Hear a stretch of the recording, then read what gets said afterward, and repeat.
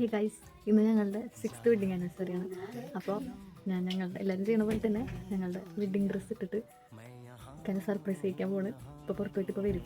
അപ്പോൾ നമുക്ക് റെഡി ആയിട്ട് കാണാം.